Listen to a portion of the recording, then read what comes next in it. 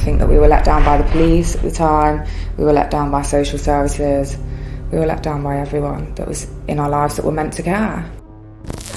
Welcome back to The Disturbing Truth. I'm Mr. Black. If you've been keeping up with the channel lately, you've probably noticed there's a story that's come out in 2 parts.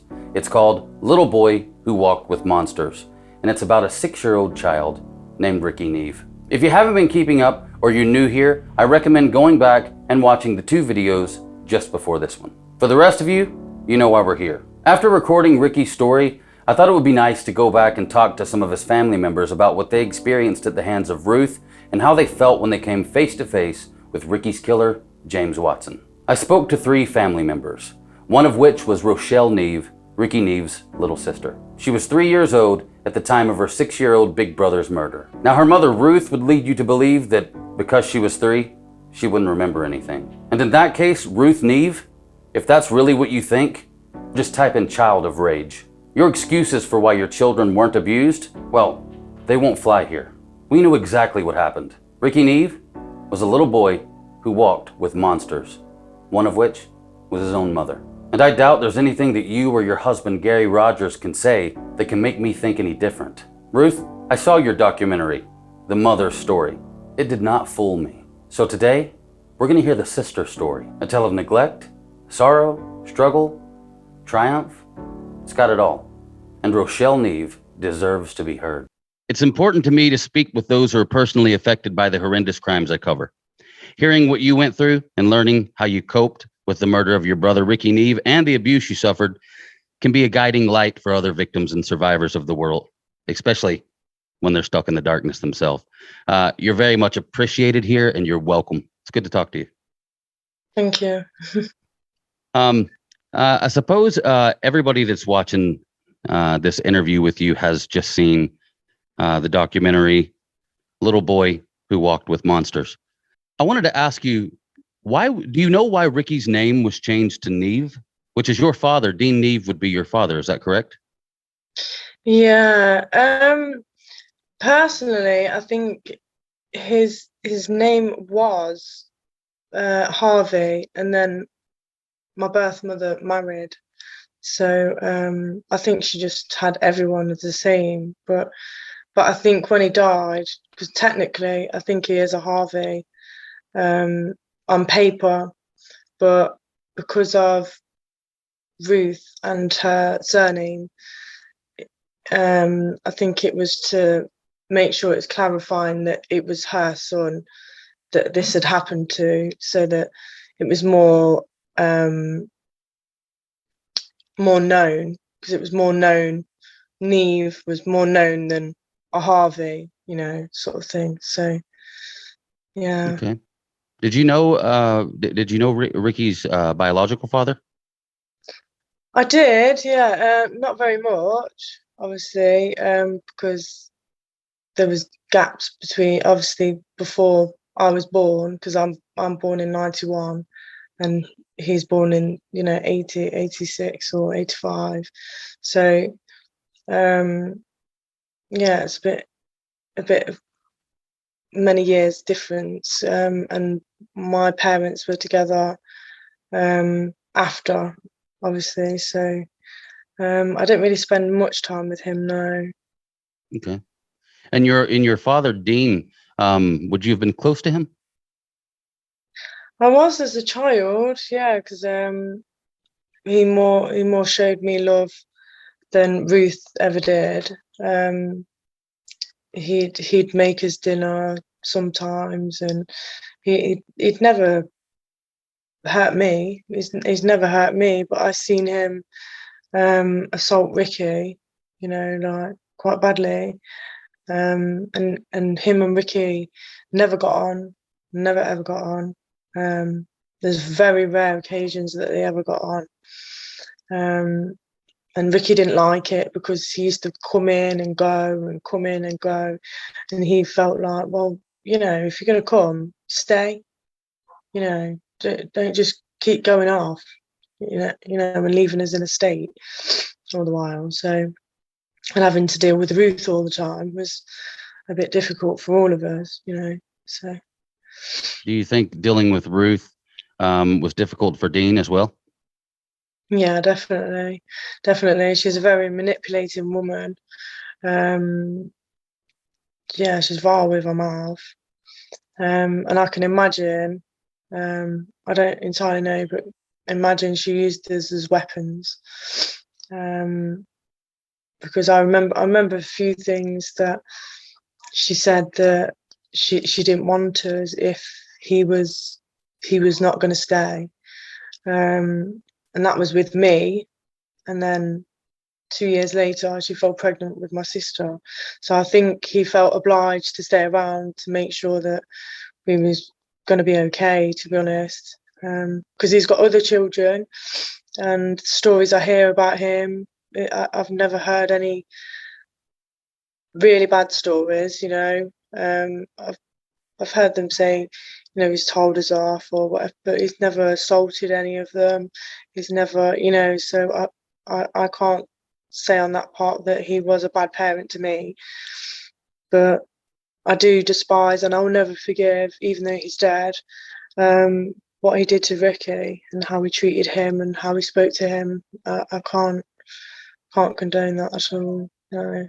That's tough stuff to deal with. I mean, how old were you when Rikki was murdered? I was 3 years old. Yeah. Rochelle, what do you remember about the abuse you suffered while living with your biological mother, Ruth? Oh, loads of abuse. Always screaming and shouting. Being locked in rooms for days. Being ignored. Being assaulted. Hit round the head. Pulled by our hair like we were hanging down the stairs. Like, just she told us like that, that really hurt. Remember a fag being burnt out on my face right there. And for Americans, a fag would be a cigarette.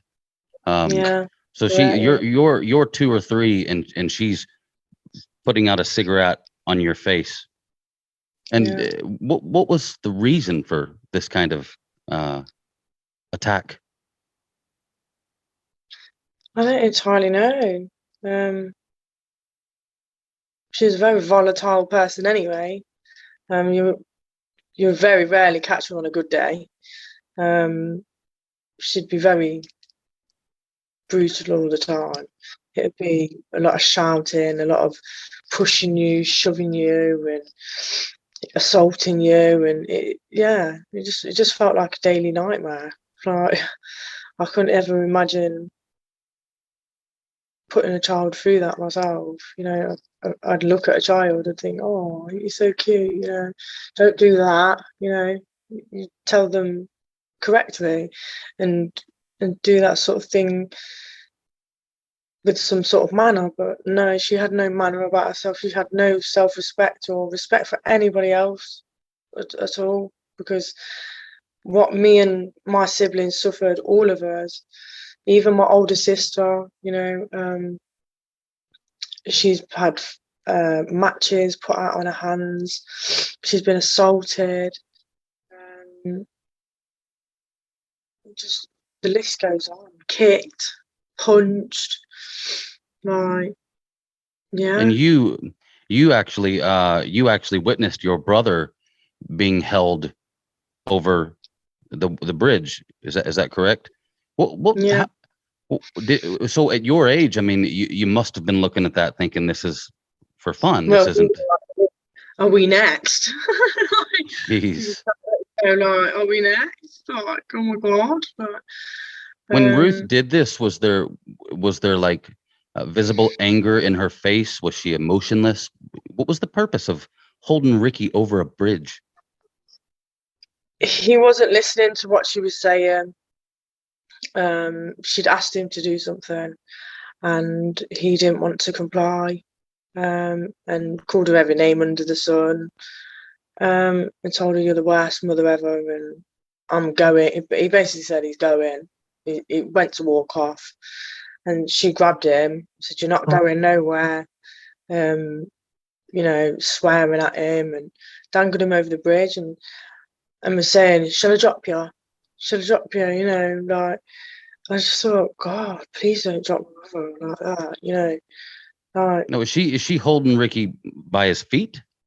yeah, holding him by his feet, his head first, you know, and it was rocks. It wasn't very deep, so if it fell, it'd snap his neck or something, you know. Obviously, at that age, I didn't really know that would happen, but obviously, I know your head at that time was important. Do you know what I mean? And it hurts when you hit your head, from experience. But yeah, that's how she. And as I got older, you know, I was thinking, bloody hell! Imagine if she'd have dropped him. It would have killed him, snapped his neck, and God, and I would have been a witness to that. And I just haunts me to this day, to be honest. I can't imagine. I really can't imagine that. I've been through my own stuff in my past, but like I can't imagine my mother ever doing something like that. I can't imagine it. I can't imagine my mother even putting me in a position that would, you know, critically injure me. I mean, I got spanked and stuff, but like to hear that a little boy was just dangled over a bridge, like, should I drop you? Sorry, Ruth, were you threatening this kid's life, your son, in front of your other kids? That's Yeah, insane. yeah, that's how she used to be all the while. It used to be an absolute daily nightmare. You wouldn't know whether you were coming or going, whether you wanted or not. You know, like you felt like you was a problem, like you was just an inconvenience to her all the time. We never felt loved. We never felt cared about.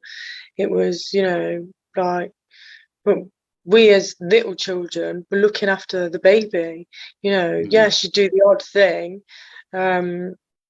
But most of the time it was Rikki, Rebecca. I even got a video of me, my younger sister, and my older sister having contact. And me and my little sister were calling my older sister Mum. Wow. And that just shows that obviously we didn't see her, Ruth, as a mother figure because she wasn't doing very much for us.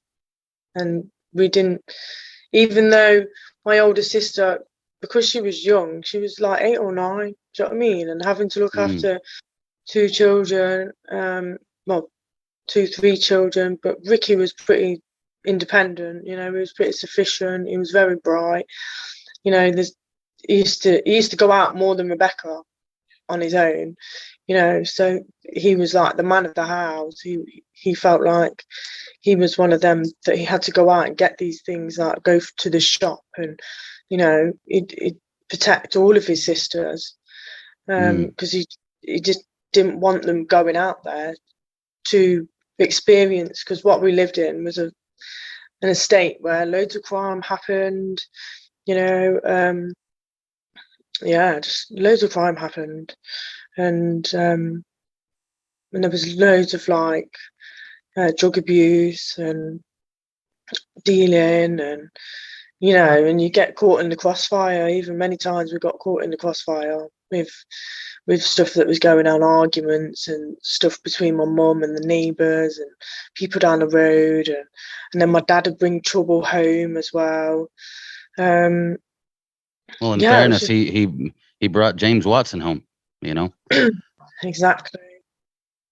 Yeah. which is something that really I can't wrap my head around. To your knowledge, has Ruth or James ever acknowledged or denied that James was in your house? She's not said a word about it. She's not said, because I as a child, and because I was about 17 when I started to talk to her. Well, she started to talk to me, and well, it wasn't talking; it was more abusing me. But I had questions and I wanted answers. And I said, you know, when I was younger, why did you do this, and why was this? who were we around? Do you not know? If you didn't do it, then who did? You know, you've got to have known your associates. You've got to have known people that could have potentially been a predator, you know. And she said no to me. She doesn't know who it is. She doesn't know them. And now to this day, I think about it, and I think you were clearly either off your head on drugs and not paying attention to your surroundings, or two, you just denying it so it doesn't look bad on you. You know, like those two reasons. And she will never admit to me. She won't talk to me now because I don't take her crap. You know, I've had much trouble from that woman, especially growing up, from like the age of 17. I had like people, she'd give my number out. I don't know how she got it. She must have either got it off Facebook or something, but she got my number. No, I hadn't given it to anybody that was associated with her, anything. It come out of the blue. First off, I had her friend phone me saying, "Oh, have you got a little sister and have you got a teddy looking like this?" And I was thinking, who are you? What are you on about? Yes, I've got a little sister. And what teddy are you on about? And she says it's this colour, it's red and it's got little floral flowers on. I says, how the hell do you know that? And she says, oh, I'm your mother's friend and she would love to talk to you. I says, yeah, well, you can tell her. She's never been there for me. And she's not my mother anymore. I have a new mum.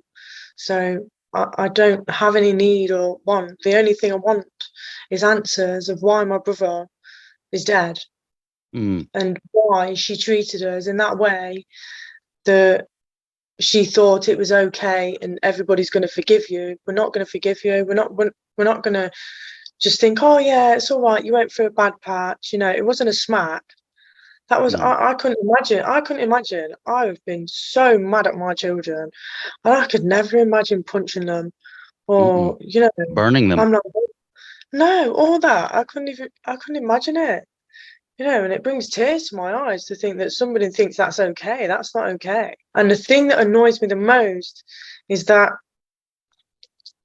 she needed help and she didn't take it. Everybody was offering her help, left, right, and centre. The children's centre. She even phoned up social services. Yeah, they gave her minimal service, but they were still there, and I blame them as well for the failing of us all. Because, absolutely, of course you because would. if you go to a house and you go to a house that's got a bunk bed in it with no mattresses and one bed, and you have 4 children.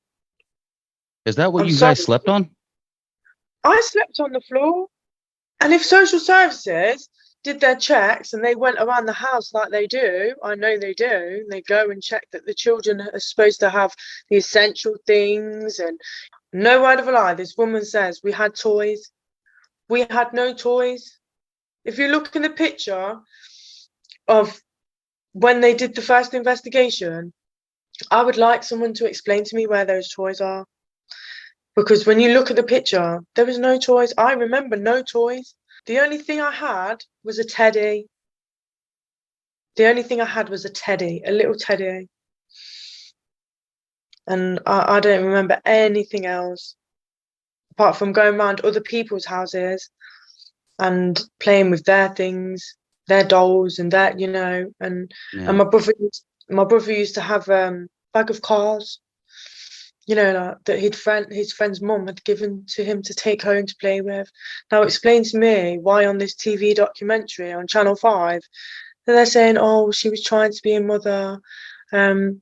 You know, yes, they did have toys. They had things on the fridge. I don't remember drawing in. If those drawings were on the fridge, I don't think they would have been very appropriate drawings for a 2-3-year-old and a 6-year-old and a 7. How old was she? 8 or 9. I don't think they would have been appropriate drawings. You know, they wouldn't have been, oh, I love you, mummy. there wouldn't have been none of that. There wouldn't have been little hearts or little stars. There would have been complete mess. Mm. You know, very traumatic scenes that we've seen, and probably reenacting it on the paper and showing on the paper what we're seeing. And I don't ever remember drawing my mum a picture saying I love you. I've never done it, ever. Were you contacted by Channel 5 to be part of that documentary? They tried to in court, which I was very upset. They tried to. Did you say in court, or they called? No, in court. Okay. We come out the court, and I went to go to the toilet, and someone stopped my little sister, and I was standing there for a minute thinking, who is this? And she was very, because I can read my sister. She was like, obviously, her body language was like, well, I don't know you, so I don't know. And so I walked over and I says, and who are you? And he says, oh, I'm from here, and I just wondered if you wanted to do an interview and about the case. And he says, oh, and who are you? I says, we're family. And I don't think this is a very appropriate time to be talking about any sort of media, any sort of thing. You know, we are in the middle of a trial. Well, we're near the end of a trial, and all you can think about is writing a story, you know, and wanting input from. No, I don't want to be part of it. I said maybe after. I'd look at it, because everything between the media and myself, I always look at it because they want contracts. They want, like the BBC and they all want contracts, and I want to see what they're going to put out there, and and what the deal is. And no, there was none of that. But I think they'd started recording it before before the trial and in between the trial. So I think they were doing it whilst the trial was going on. Right. And my main priority was not a bloody TV program. Of course not. Your whole life had been building up to this trial, and the outcome of it, the last thing you wanted to do would be, talk to Channel 5 or anybody. Yeah, every day went to that court waiting for a verdict. I was sweating, I was dripping, I was crying. I just thought, in my mind, I thought, if I've come here and I've dragged all my past up and I've heard so much of my past that's hurt me so bad and affected me in this way, how am I going to feel if we get not guilty? It's going to ruin me. I'm going to have to restart it all again and relive it all again. I just want it to be over. That's just what I wanted it to be over, so that I can, in some way, I want to close that chapter. I want to close it off, and I want to not forget about my life before, but obviously take parts of that, of me and my brother and my siblings and stuff with me. But I just wanted to move on from my past and make sure that no other child has to go through what my brother went through, and no other family has to feel, siblings, obviously some mothers actually care, so mothers and fathers, if they ever had to go through what my brother went through, I just didn't want that at all. And not just your brother. No, not just your brother. You all. I mean, do any of Ruth's children speak to her? No. Well, that says a lot, doesn't it? My little sister tried to, because she was naive like me when I was younger. She was like, I'm going to get answers. I'm going to find out a little bit. I'm going to try. It's understandable. You know, I want to know her, but obviously at a distance, you know. I said, that's fine, but I'm going to warn you. You know, she's very manipulative. And she always said to me, when I argued with her, she said to me, well, I'll get to your little sister. And I said to her, as long as I'm alive, I promise you, you will never get to her. You will never affect her in the way that you affected us when we was younger, because you can't do that to me anymore. And you realise you can't do that to me anymore, and you don't like it. And I make sure that she does not endure the suffering and the abuse and the emotional abuse and the physical abuse that you did to us, you know. And she was like, don't be silly. It was social services making up all this, and social services did a good job of splitting us up. And I said, no, you did that yourself. You know, the way you used to treat us. Don't blame anybody else. Blame yourself of what you've done. You can't even admit what you've done wrong. You can't. Well, the thing, she did admit, and she asked for forgiveness from you, and then she turned around and said it didn't happen and tried to be the hero campaigning for Rikki's case, and that fucking pisses me off. Sorry, pardon my language, but that really, really angers me. I look at your biological mother, and I just don't see a human in there.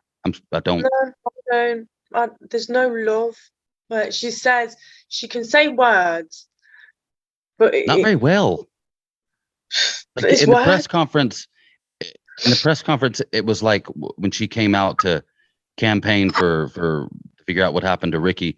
It was as if she was. It was a very strange sight, because it was as if she was being guided by her husband, but at the same time she's manipulating him. That was parallel, and it's obvious. And she doesn't. She's not even. She's reading what's been written, probably by him or someone.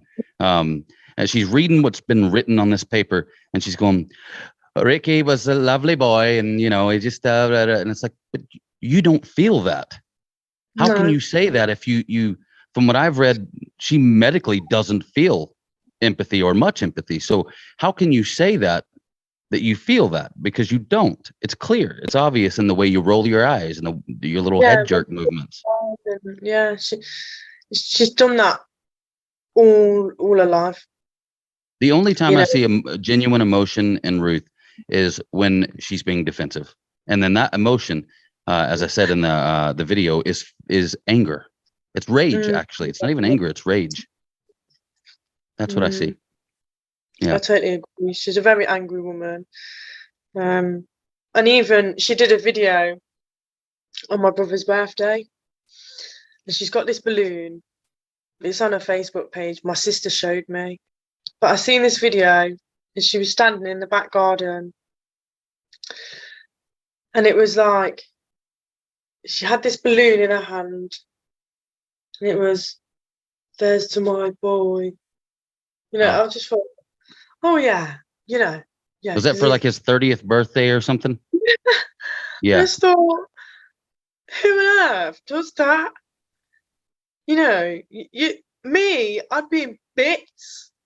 I wouldn't be able to get any words out of my mouth. I'd have someone talk for me. You know, if that was my son, I'd say, you know, I would have written something up, and someone else had read it out, and that was just insulting. I just thought, oh my God.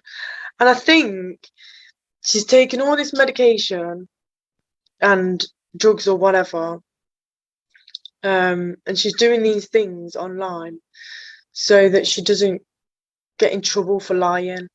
Because if you look at some interviews that she's done, where's her crutches? Where's her, like, you know, like how she was in the Channel 4, or was it Channel 4? 4 or 5? Or something. Channel 5. No, Channel 5 it was. That Channel 5 was absolutely, I was shocked. I was like, why would you even do that to yourself?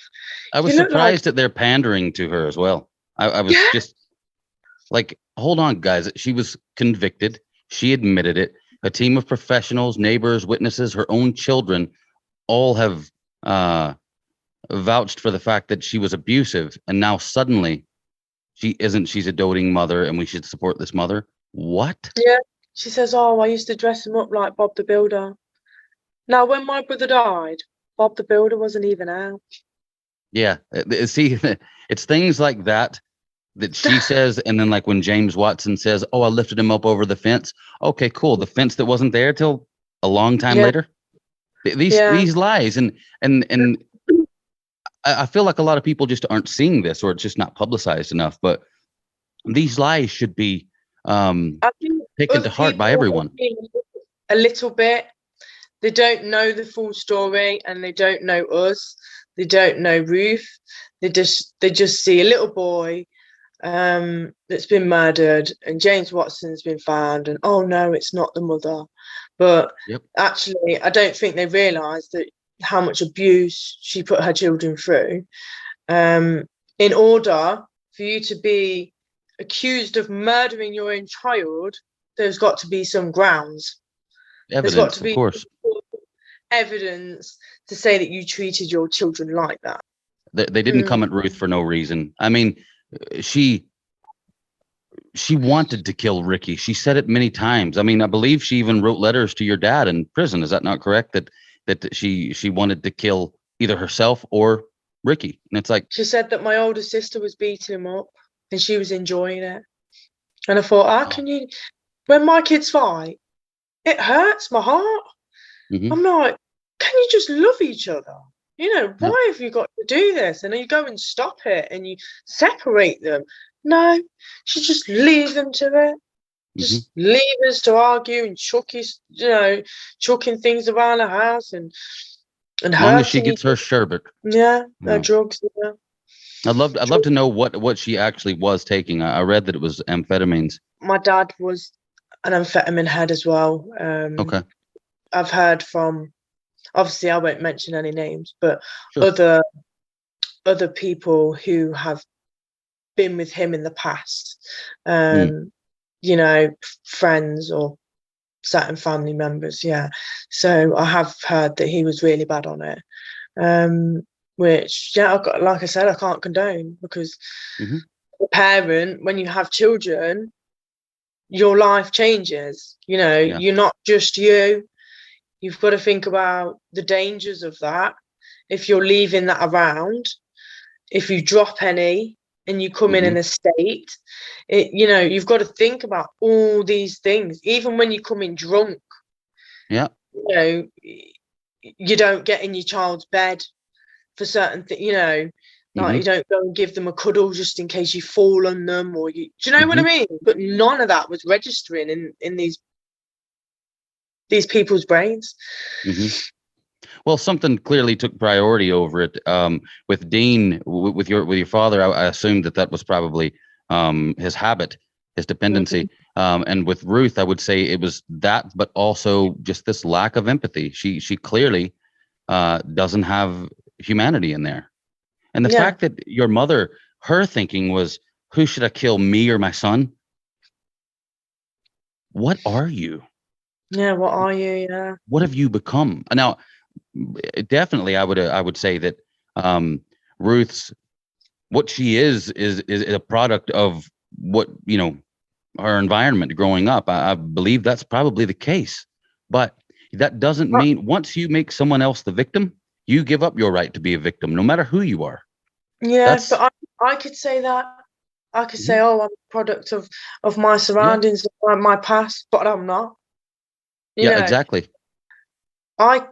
If I sat there and said, oh, you know, oh, but my mum did this to me, so I'm going to do that to you.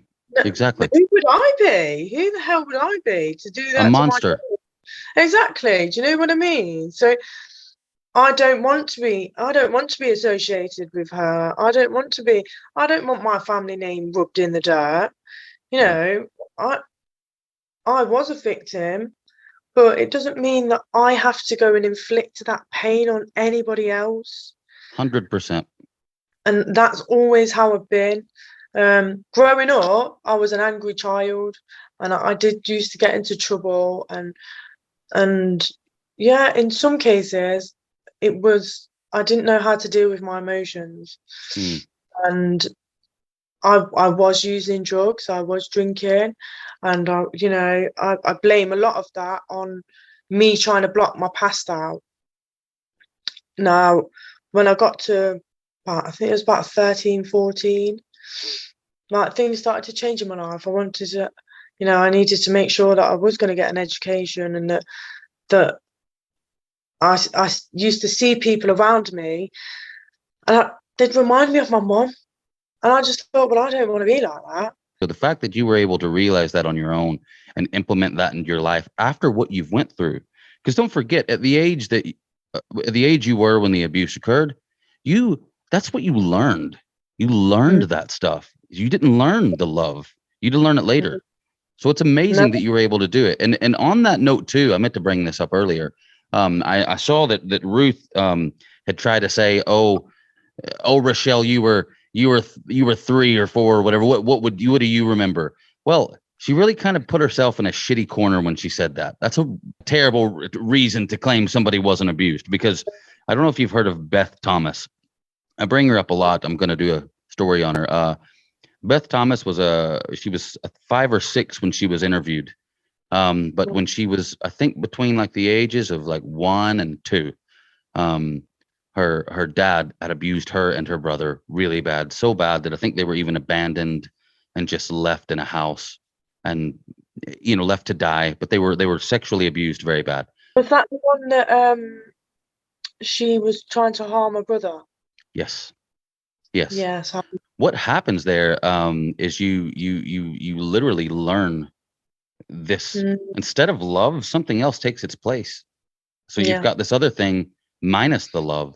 And she wanted to harm everybody, from the animals, from herself. She was sexually deviant. And you're going, hold on a second. She was like a year and a half when this abuse occurred. How could this have affected her so bad? Because those are prime times for things to affect you. But you climbed out of that. You broke that cycle. And so did Beth in the end up. But for Beth, it took a very, very strong, rigorous routine to break that. I mean, she had to go to a place that's for kids that are experiencing that. She had what was called RAD, reactive attachment disorder. So, and she's grown up to be to write books, I think, and speak and help other people change their life, which is really, really amazing. You are the Neave legacy, not Ruth. Yeah. She's not even a blood Neave. It's you. No. It's That's the me. good that you do. You are the Neave name. It doesn't have to be Ruth. No. So I'm proud of you personally, and I don't Thank even you. know you.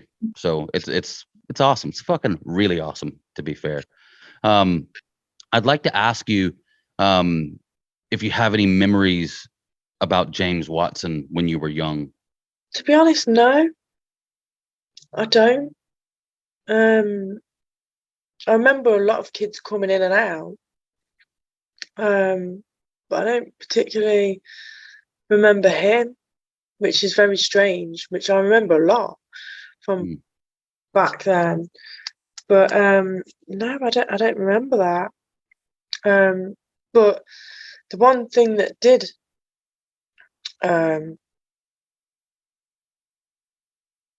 make me very puzzled is when he was in the dock, he was just smiling at me. Is that in court? Is that like in the is that where he would have sat in court? Yeah, he was in his little box. He sits Okay. in his little box, and we sit at the back. But what he was doing was looking in the glass and smiling at me. He wasn't doing it to my younger sister. He was doing it to me. And I felt very unnerved. And I felt something triggered off in my mind. And I'm thinking, has this guy been in my house and maybe done something to me, that he's sitting there and thinks that I can't remember because I was too young and I've blocked it out? Because as child trauma, certain things that happen to you, you block out.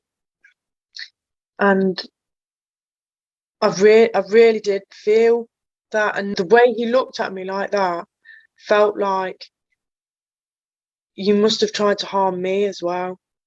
And I think he got to my brother because my brother was protecting us as, as children, as little girls. Do you know what I mean? And because my brother was the protector, and I have a feeling he got into an argument, and James took a disliking to that.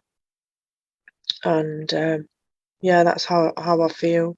I'm no detective. I don't have any training in this stuff, but I have this feeling because there was testimony from workmen that saw Rikki that day that claimed, they asked him what was wrong because he looked upset and he started crying and ran off.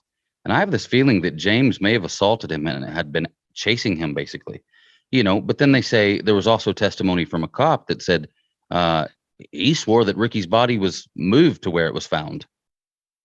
And I just think there's a lot. But the thing with that is the failings in the first police case. Why is there only one police officer? And now this is what people have got to question themselves. Why is there only one police officer saying this? To try and cover their tracks, that they didn't search properly. That's how I feel, because otherwise they'd all be standing in the line and saying, no, the body wasn't there. We did an extensive search. They didn't search properly. They did not search properly. They walked past my brother's dead body through some trees. They walked past it, and then they went back, and then they found him. And that's where they're trying to cover up, like, no, we know it wasn't there. It must have been put there. No, it was always there. You just missed it. And you can't sit there and say, you know what, I didn't actually look properly over that side because I didn't think there was any reason to. So really, I think that police officer was trying to cover up the tracks from the failed police investigation in the first place. Because you could be right about that. And then I find out that they'd lost the clothes. They'd lost my brother's clothes. How? I went crazy. I thought, how the hell do you lose a murdered child's clothes? That is significant to the case. So you're telling me now, I'm looking back at it, I'm thinking, are we ever going to get justice for this? Because what have we got now? Now we've got to find a witness to say that this person killed so-and-so, I read myself that James was, even at the age of 13, was somewhat forensically knowledgeable. Which, how? Yeah, I mean, would you be? How would you be? You're 13. I mean, I know there was the rumor that his dad was a cop, but I mean, that was a lie, wasn't it? Mm-hmm. That was a lie, because I had an argument at a meeting with the Cambridgeshire police, and he says, well, I don't know about this. I'd have to get back to you. And it took them ages to get back to me about it, but they did say in the end that no, he wasn't actually a police officer. That was a cover-up for James to try and persuade people's mind and the jury's mind, say, well, how come a police officer's son got into so much trouble like that? Like, why would they do that? Why would they kill someone if their dad's a police officer? Do you know what I mean? And was James' dad, was he in fact a pedophile? He was a pedophile. Wow. He abused him. He sexually abused him. And then James carried on. Yeah. He sexually abused his family members. He sexually abused other people's sons. Obviously, I can't. Ricky's friend. Yeah, I can't mention names, but that's fine. That horrifies me. That the fact that you've got to 13 years old, or even 11, I think it was 11 years old, and you're doing that to little boys. And we don't know whether he was doing that to little girls as well. Yeah. That's true. You don't. And that's alarming, because I know I've been, at 13 years old, I was sexually abused. And I took it from my point of view, and I thought, God, You know, you wouldn't want to do that to someone. What the hurt and the pain, the self-respect it takes away. It takes away a lot of confidence. It ruins someone's life. You know, why would you want to go? You've had it done to yourself. Mm-hmm. It's the same with the neglect and the abuse. You've had it done to yourself. Why would you inflict that pain on somebody else? Like, you know how it feels. But obviously, people are cold, and they don't care about people's feelings. They don't care that they're going to hurt people along the way. That they didn't care about anybody's worth or continuing their life, and you know that how that's going to affect them. They don't think like that. They just don't care because they're callous, and you know they just want what they want, and that's how it is. If someone's, let's say, sexual stimulant is murdering little boys, well, you aren't going to change that, and that's scary. That's really scary. You're never changing that. No. It becomes like any kind of fetish or sexual preference with somebody. That becomes their thing, and I do believe that that's what James Watson's thing was. I question all the time whether or not he actually sexually assaulted Rikki. I have no clue, but well, physically, I can't say.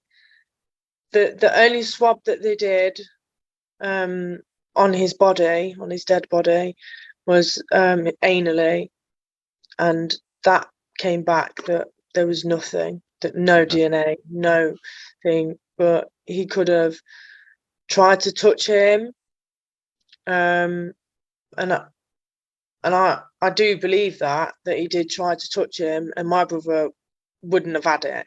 My brother would have said, "No, get the hell off me." Yeah, he was a little tank too. Yeah, Rikki was I'm going to go and tell so and so, or I'm going to go and get someone. This is not right, you know, because he wouldn't let anybody touch him. And this is what made me think when James said, "Oh, I picked him up," he wouldn't have let you pick him up. He wouldn't have let you pick him up. He was very limited with contact with people. He'd be very funny. He wouldn't just walk up to someone and start a conversation, because that's not how he was. He was very he was streetwise, you know. He was like, don't talk to strangers, like, generally. And he'd more talk to neighbours, his friends at school's mums, stuff like that. He would talk to them, but anybody out of that circle, no, he wouldn't have let you. He didn't want it. And I know that because I seen him do it, because he used to drop drugs off for my mum, and he used to take me with him, and he used to post things through letterboxes, and then basically what he'd do is he'd post them and then come back 10-15 minutes later, and then he'd collect the money. Sometimes he used to leave it in the milk thing in the envelope or whatever, or he'd knock on the door and he'd get it, you know, them sort of things. And 9 out of 10, he didn't even speak to these people. He didn't even speak to these people because he didn't know them. Yeah. You know, so and certain situations, like we'd be walking down the street and someone would say to him, you know, "Oh, hi, you know, how are you?" And he'd just look like in disbelief, like, "Why are you talking to me?" Like, he'd be like, "I don't know you." And he'd say, "I don't know you, go away." You know, like, I'm not engaging with you. Do you recall in the 90s when it happened? Do you recall hearing the news that your brother was murdered, or your brother was dead? Even when I got adopted, they tried to shield us from that, and they didn't really want anything to, because I'd already got problems. They didn't want to cause any more problems and bring up bad memories for myself. And she used to say to me, my adopted mum, she used to say to me, yeah, the things you used to say, the things you used to do, it will never leave me. It haunts me.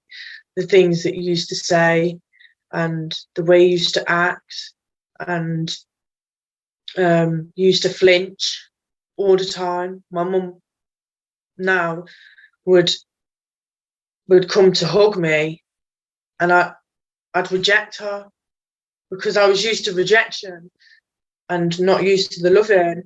It took me many years, even up until my teenage years, to accept sort of that calm, loving woman that she is.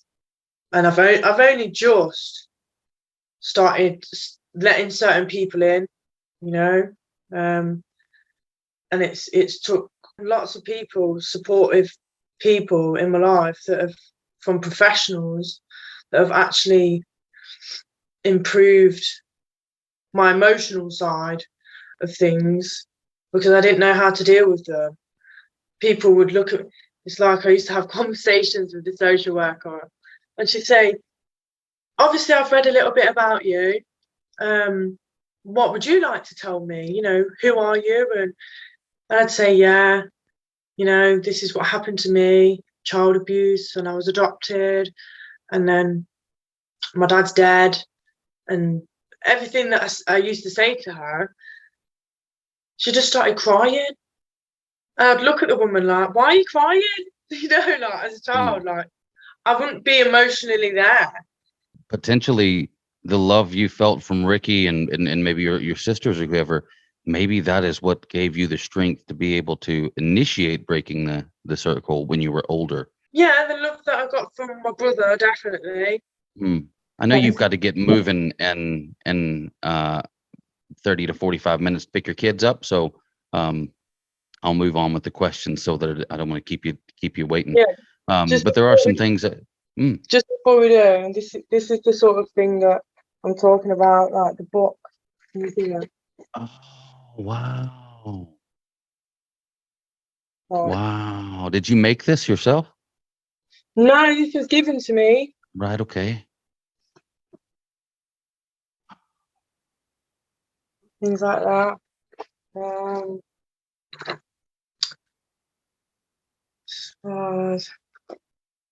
Yeah, there's so many. That was one with Rikki's dad. Wow, that's Trevor? Yeah, that's Trevor there, yeah. And is that his dad in the background?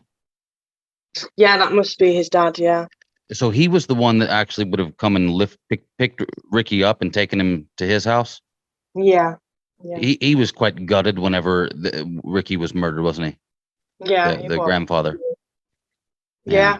And his dad. You know, it ruined his dad. Totally. Yeah. He was never the same. Did Trevor not to be insensitive about this, but did Trevor walk out on the family, or did Ruth keep Rikki from Trevor? Ruth kept Rikki from Trevor. Okay. So she probably changed Rikki's name to Neave, maybe to get at Trevor a little bit then. More than likely, yeah. So do you feel Rikki's a Neave or a Harvey, honestly? To me, he's always been a Neave, but technicality, his dad was a Harvey, so yeah. Okay. But I'd say it was double-barreled because me. Just put a hyphen name in there, and we'll be good. Yeah. Yeah. Because obviously we've got two different dads, but the same mom, so both of them go really, you know. But I've always known him as Rikki Neave. That's all I've ever known him as. So when Ruth was acquitted, and well, even though she was acquitted, do you still feel as though she's somewhat responsible for your brother's death, your brother's murder? Most definitely, because if she hadn't have neglected him like that, he wouldn't have been walking the streets. He wouldn't have been accessible to sick people like that.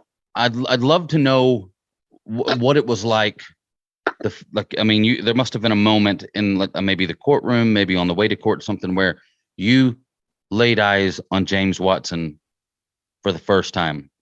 Maybe there was eye contact. There was a moment. What did you feel? Was there fear or rage or anger, or what happened there? What were you? I just wanted to get my hands on him. I thought, yeah, I just wanted to grab him around the neck and just do it to him, you know.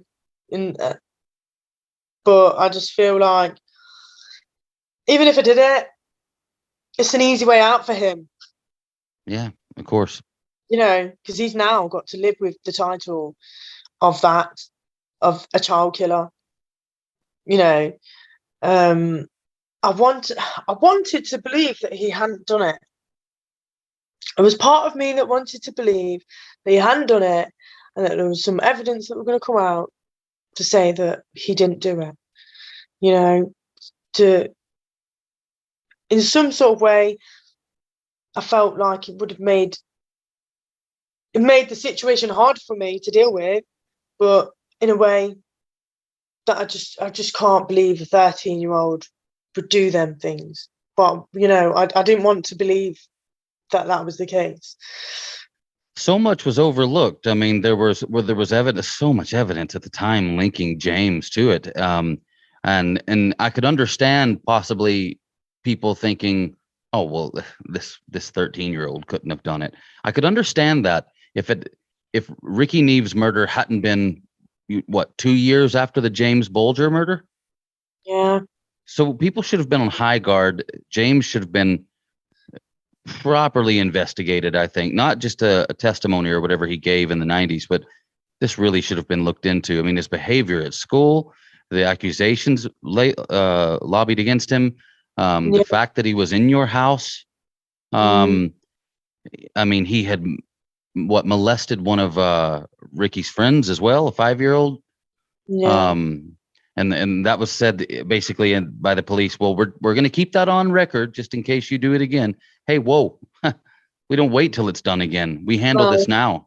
Before it happens again, yeah. Just feels like in the intro to the video, the end of the intro ends with you speaking, where you said that you were let down by everybody, and you really were. You were just surrounded by every angle of just complete letdowns, and you came out just a queen. You came out a queen that helps other people, which is what you do now. You have, is it called the Rikki Neave Foundation? Well, it's actually called at the minute the Rikki Neave Campaign 2015. Okay. But this year I'm going to change it to a foundation, because I still run things through that, like a mentorship program, and like sort of for child abuse victims or suicide, mental health, a lot of sort of things that people might not want to talk to people they know. They just want to talk to someone that, well, is experienced in a lot of things and can pinpoint you to the right direction and how I did it and what my experiences was, because I'm quite open with people. A lot of my clients I'm quite open with, you know, and I say, you're not alone, you know, this happened to me. I felt like this, and this is how I dealt with it. You know, it is hard. It's not easy. It's not an easy road, but you've got to manifest positivity, because as soon as you get into a negative way of thinking, it just spirals out of control, and you have no control over it, and it just gets worse and worse. Yeah, it doesn't go away. No, it doesn't go away, and like I've experienced myself, like I've had mental health issues all my life. Like I've got a personality disorder, and I've got attachment disorder. And then 3 years ago, I'd never suffered it ever in my life before, but I was psychotic. Wow. And that was a real like eye opener for me. Like I'd heard about all these things about psychotic people and psychoticness, and but I hadn't actually learned properly about it until to me it was until I went through it. But yeah, I actually tried to kill myself because I just couldn't cope with anything anymore. My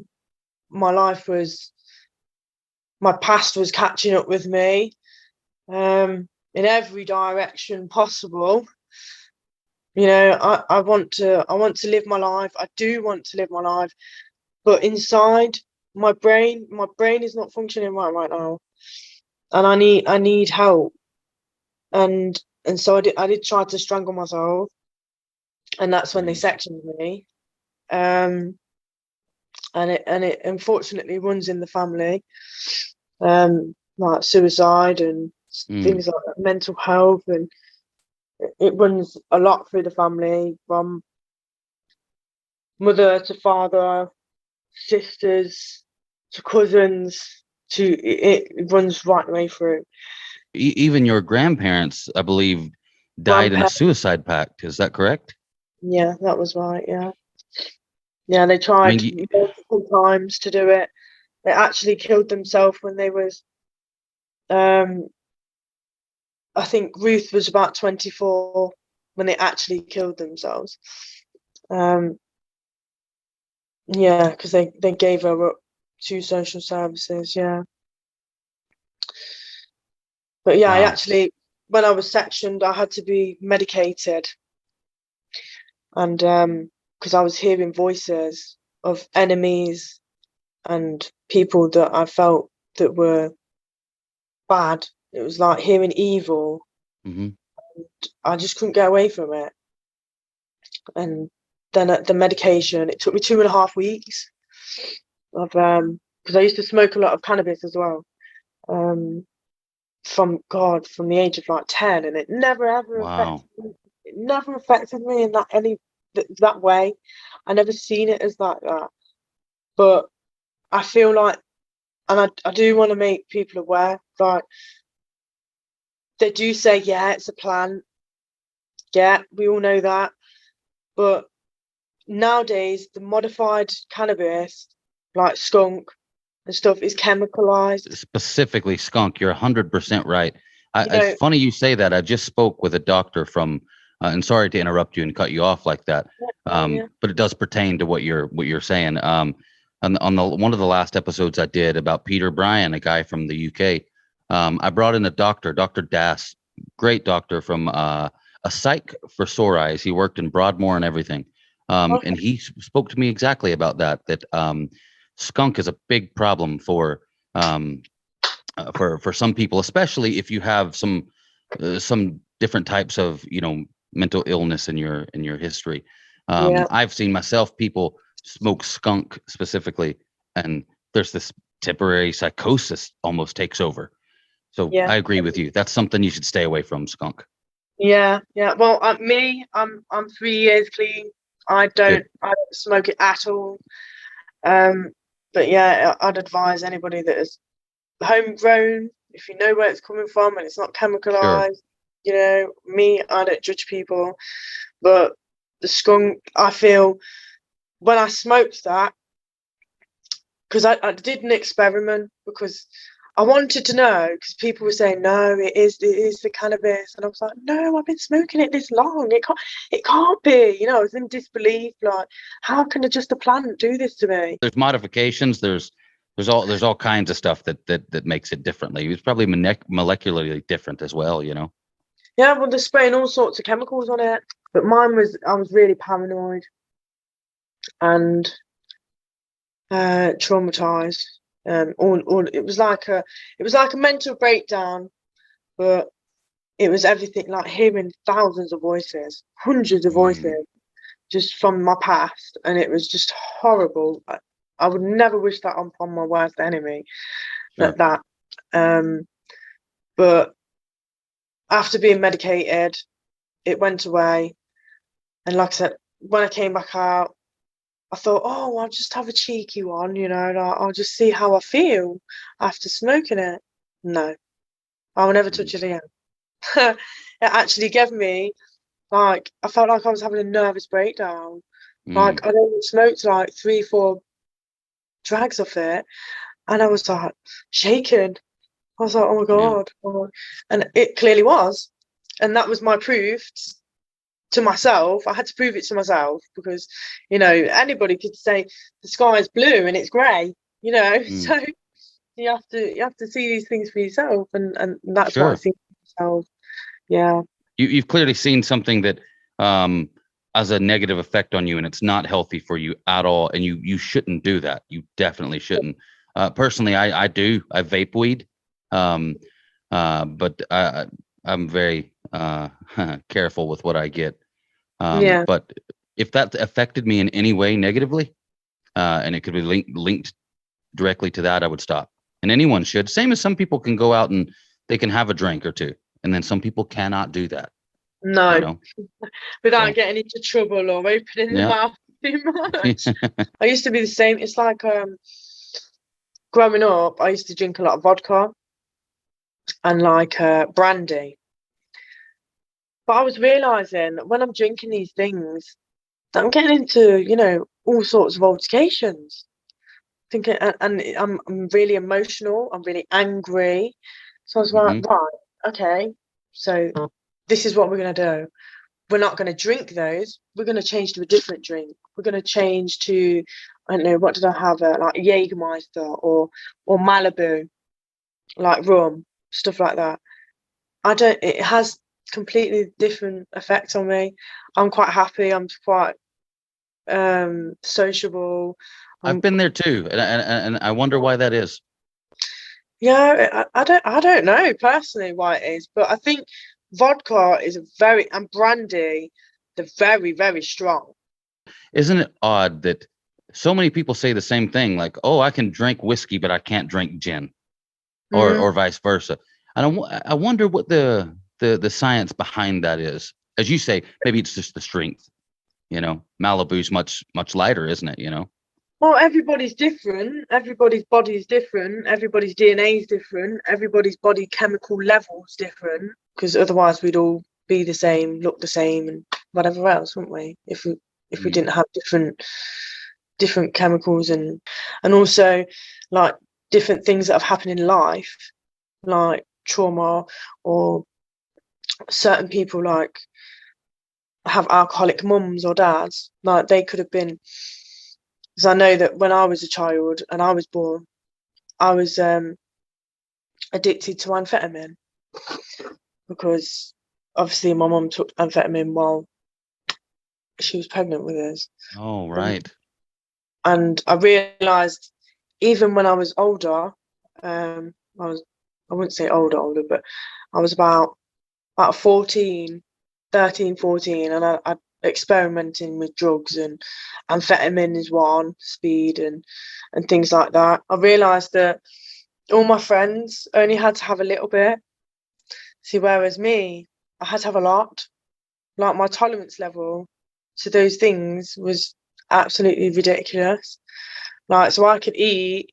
Like I used to take ecstasy, and I used to take like 7 or 8 pills in one night. And my friends, God, how do you do that? Like, I mashed off 1 or 2, and like, I'm there like, woo, like, Yeah. get some more. It's odd that you say that. I had similar experience where people were having just a little bit of something, and then me, I don't know. It's like you could have went all night. Yeah. Still looked fresh in the morning, all that kind of stuff. But yourself that's not a road that's going to lead you to anywhere nice. Same as people who say, No. "Oh, I can't get drunk. I don't get drunk enough. I'll never pass out." That's not good. It's not a good. It seems cool No, when you're it's not. 22, but No, that's how you turn into an alcoholic. yep, Yeah, that's not a good look. not something to brag about. It seems cool when you're in your 20s, but be careful with that. If you think you're one of those, or another one is if you're drinking and you have blackouts, gaps in your memory where you never remember things, or you won't remember that section at all, you really need to examine your drinking routine or habits. And especially with like drugs now today, like people mix everything with everything. I can't imagine taking drugs now, No, especially with some of the cases I've covered where, girls thought they were taking something and there turned out to be like fentanyl in it or something. Like, yeah, that's terrifying, So I can't imagine doing drugs today. Some homegrown weed, yeah, fair enough. But I'm glad that all that stuff was in my 20s, and it wasn't. yeah, I didn't do it major. I wasn't, your typical sort of partying sort of uni kid in the UK. I would say I was around that kind of level, and luckily had good experiences and stuff, and came out and became a real adult at some stage, and put all that behind me. So, but I know we're running low on time, Rochelle. So I just have a couple questions I'd like to ask you. I wonder, during the trial, James Watson's trial, Ruth testified on the stand, didn't she? yeah, she did. Well, she did it behind video. Okay. Yeah, she did it. Yeah. So I suppose that's a little easier to see than her right there in real life. Yeah. Well, okay. Apparently I'm going to have to see her next week. Is it next week? The 24th of July. Apparently I'm going to have to see her next week, which I'm not too happy about. But June or July? Yeah, June. Yeah, June. Oh, is the sentencing on the 24th? Yeah, and she's not been to any of the trial. Really? She did. I was the only person who turned up on the first day of the trial to make sure that my brother's case was going to go, and it was ready, and it was the jury sworn in. I needed to know that. I needed to, I wanted closure, and for myself and my family, but also for the community. Like, who wants this person running around doing these things? So I wanted to make sure that it was all up and running, and I attended most weeks.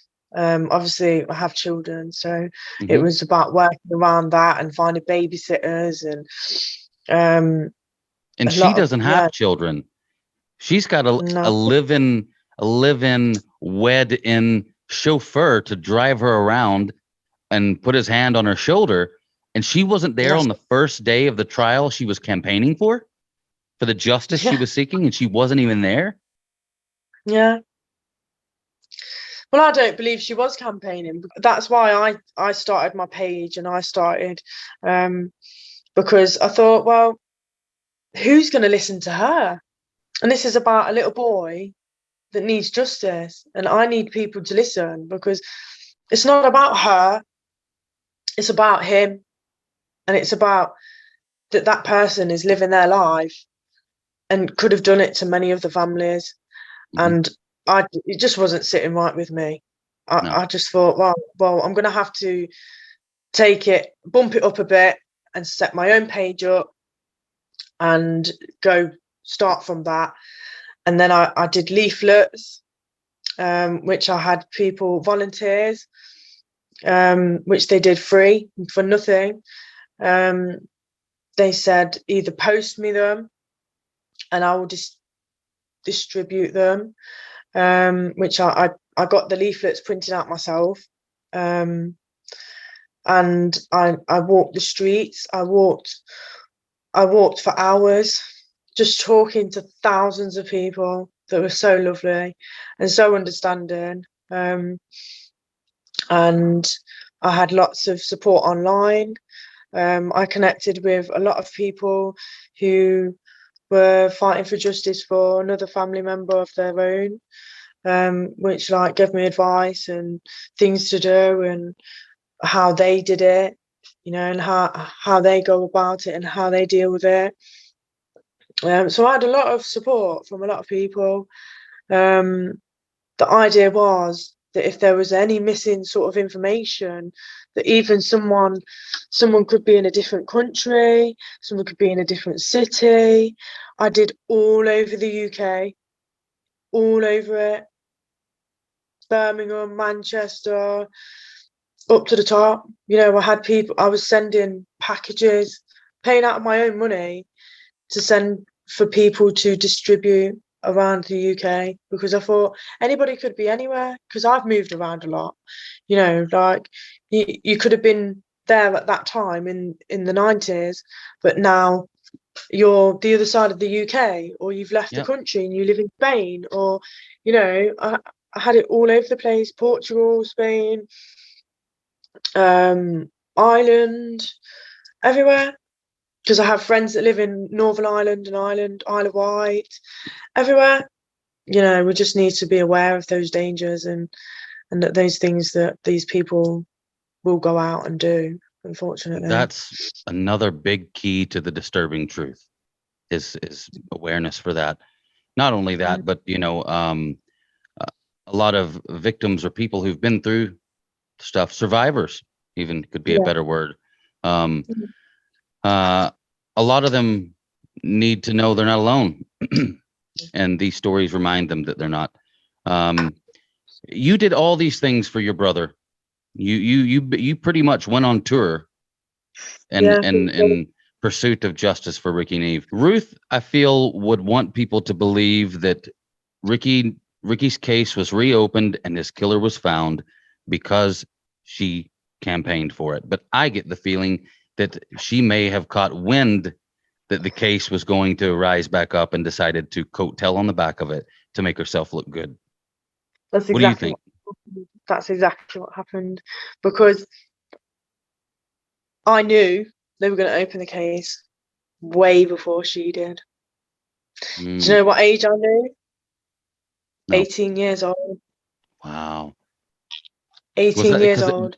Was that because it was the 10 years? So they had to kind of review it again to see if techniques have updated enough to test for things. Was that what happened? Yeah.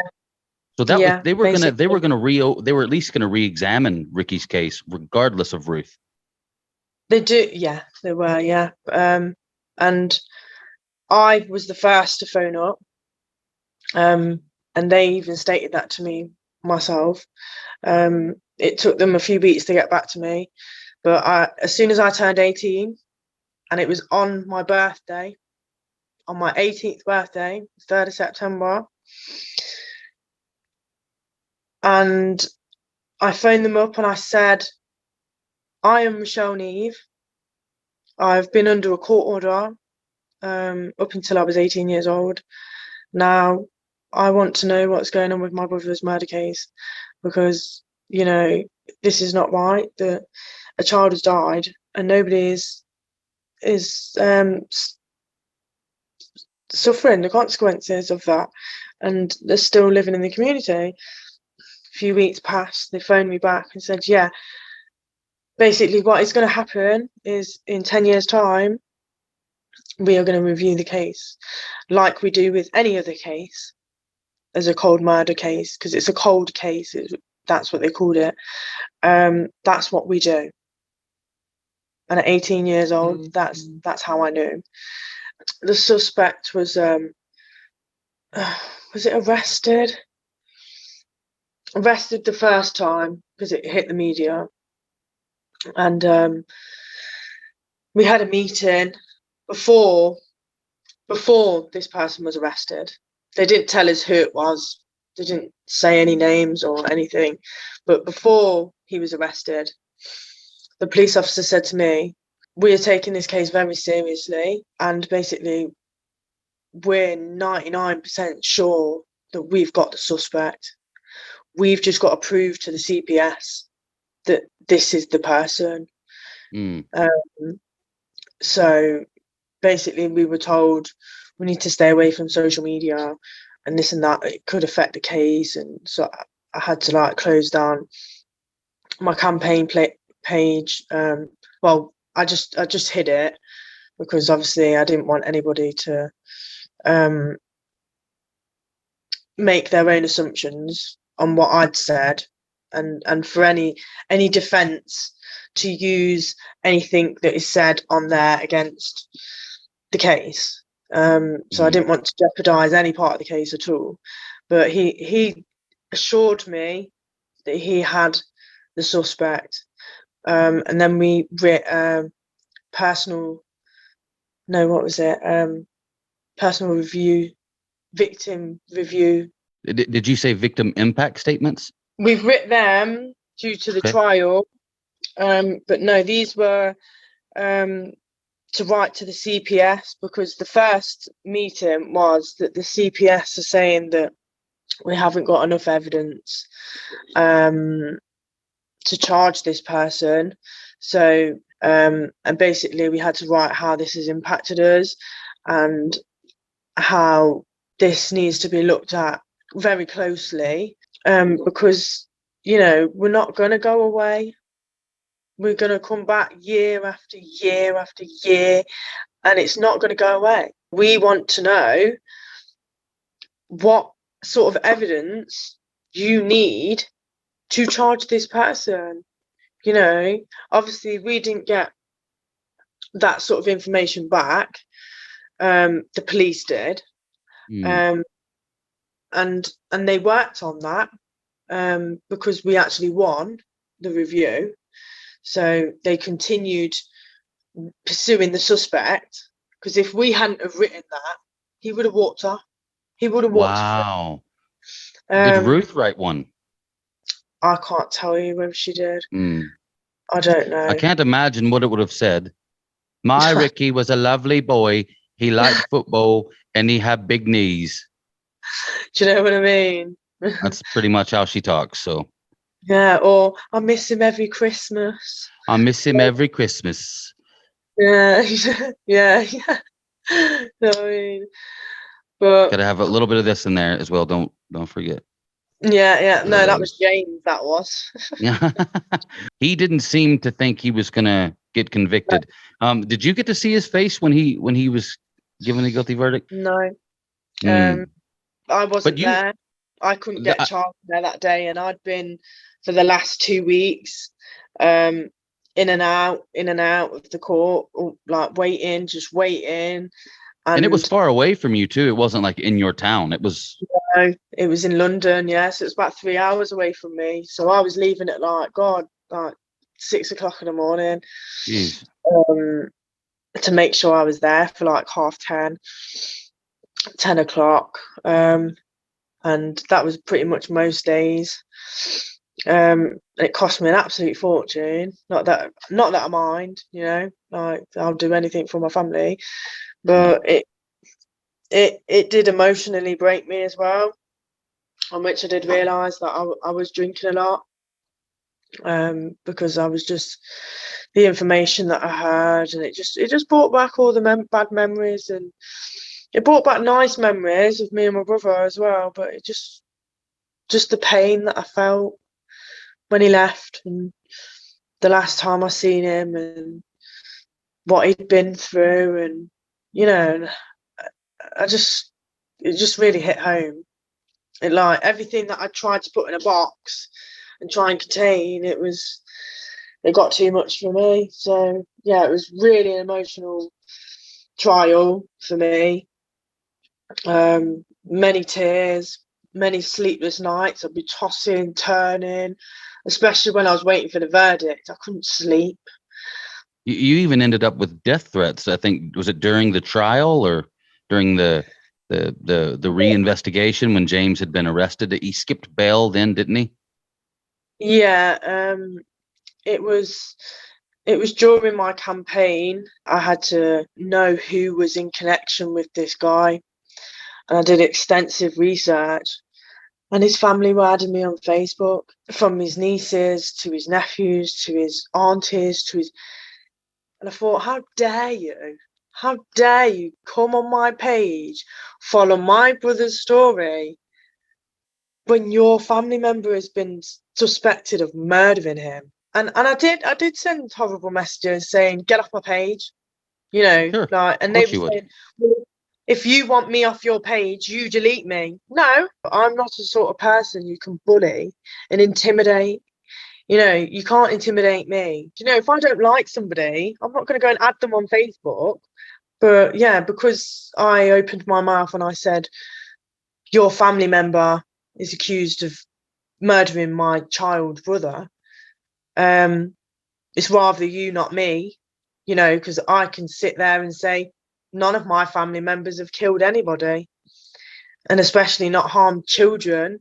So I'd be quite ashamed, you know, to even call them my family member or even be friends with them on Facebook, because half of them were.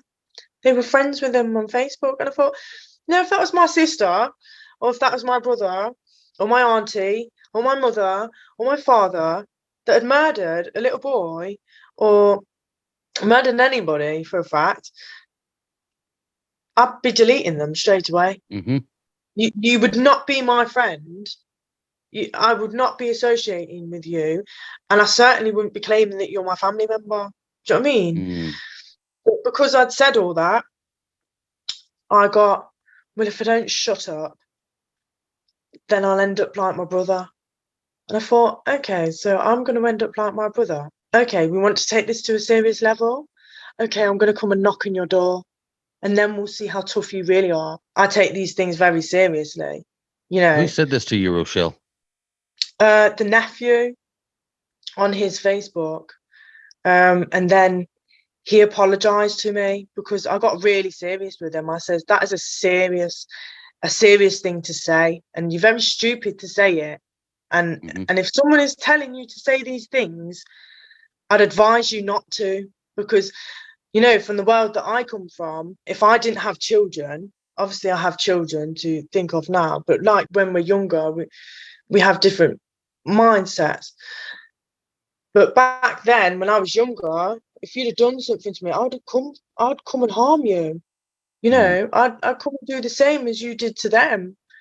And and that I called a bluff because I wasn't gonna do it, you know.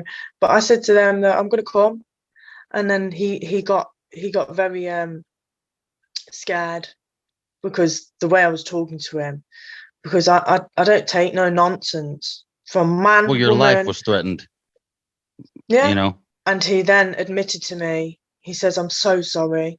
I says, what are you sorry for? He says, because these things, I didn't say them. I says, so who did? And he says, my uncle said it, and he writ it out. And I says, well, why did you allow him to do it in your name? And he's Why did referring you to allow James Watson. James Watson? Yeah. Mm. And Mm-hmm. I said, do you know, you could be in serious trouble. You could get arrested for that. If I went to the police right now, they'd arrest you. They'd have you in the police cell because you just threatened my life, and my brother's already dead. So, and you, as a fact, as I already knew before you even opened your mouth, that you were his nephew.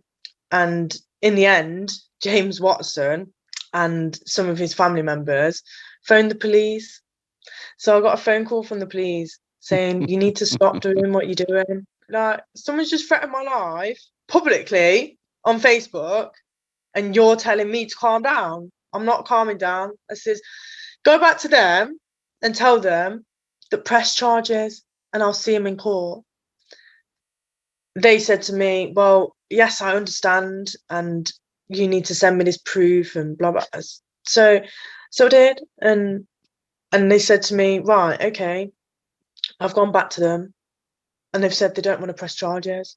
People will play silly games, and they'll try to drag other people down with them, and that's a big problem, especially with that family. They'll try and drag anybody else down with them. I've got just two quick questions for you because I know you got to go and all the batteries Yeah. are dying too. But there were two Yeah. quick important ones. It's been an absolute pleasure to talk with you. The second to last question I wanted to ask you is I wonder if we have the whole story. I wonder if there's a potential that James didn't act alone, if there's more to it than we realize. There is that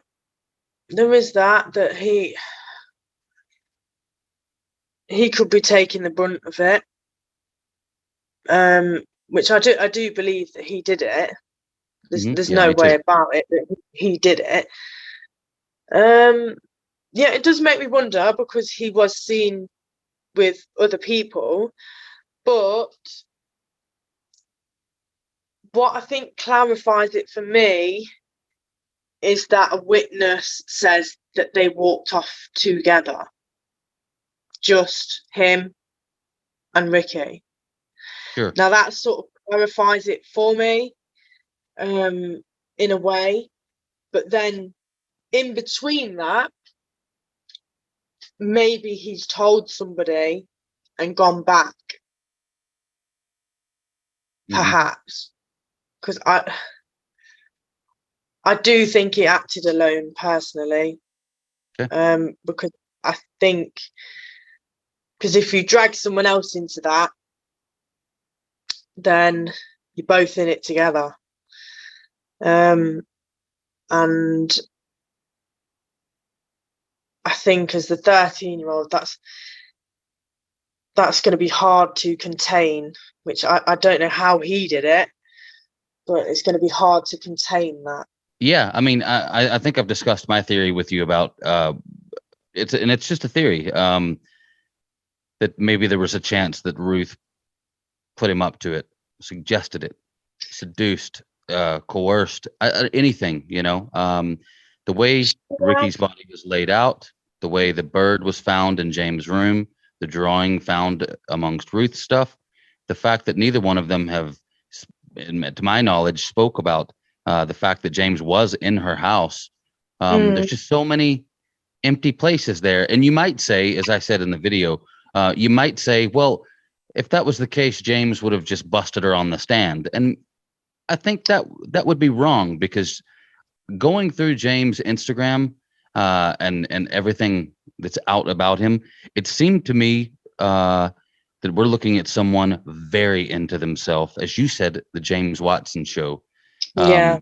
And I wonder if James could have potentially looked at it and went, well, you know what? I'm probably going to get 7 years or so, but I'll get out and I can still maintain that I'm innocent. I will have never admitted to it. He could have maybe thanked Ruth or whoever helped him, if that's indeed what happened. But he keeps his credibility. I mean, she can't be done again for it anyway, if it was her. So I just wonder sometimes if there's more to it. Maybe we'll never know. But what's more important is that what you've done with your life and how you've broken the circle. And one of the things I noticed about you, Rochelle, is that you sing. And I wonder why you sing. Because I sing as well. So it was an emotional thing for me. It was more to let off steam and let people know that, because I wrote a few songs and I wrote them all by myself, about they're not alone and certain things that I've been through in life, like and how it's changed me.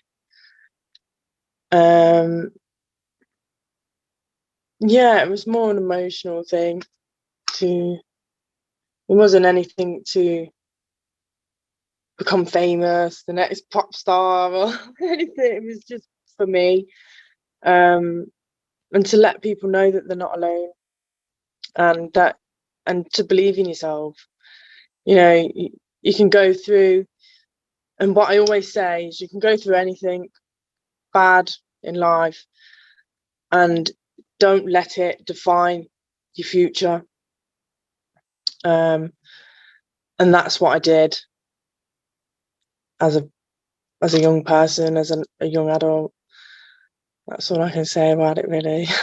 yeah, well, you got a beautiful voice, and you can totally sense genuineness when I watch those YouTube videos. I'm going to put a link to those in the description of this video as well. It's beautiful to see somebody spreading light the way that you're doing it. And another thing I'd like to do is I'd like to make a donation to your Rikki Neave campaign. Use it however you see fit to help with your services. I've seen people on your page reaching out to you that were suicidal, and you immediately reply, and you seem to go straight to helping that person. So I want to put something out there to help pay a bill or two. It's nothing major, but that's from me to you, from the disturbing truth to you, because you are a survivor, and I admire what you've done, what you've made out of yourself, regardless of what you've been through, and it's amazing. It's absolute pleasure to have you on the Disturbing Truth. Bless you. Thank you so much. And yeah, it's been a pleasure to meet you as well, and be part of what you do. And I'm very grateful that you've showing my brother's case and raising awareness about it, like you do with other cases as well, which I find is fantastic, and that is that's really inspirational, like, to me as well. I'm proud of you as well. So, yeah. Rochelle, that's lovely to hear. I want to keep in touch as well. I want to know if you've got something new going on, if there's any updates in this case, the Rikki Neave campaign or Rikki Neave Foundation, whatever you change the name to. Keep me updated on that too. Maybe I can help out in the future again. This is what I want to do. I don't want to just do true crime stories. I want to make an impact. And when I see survivors like yourself that make such a big impact, it just spurs me on to go even harder at this. So yeah, you're awesome, Rochelle. I'll speak to you again soon. It's a pleasure to have you. See you later. Bye. Bye. Bye.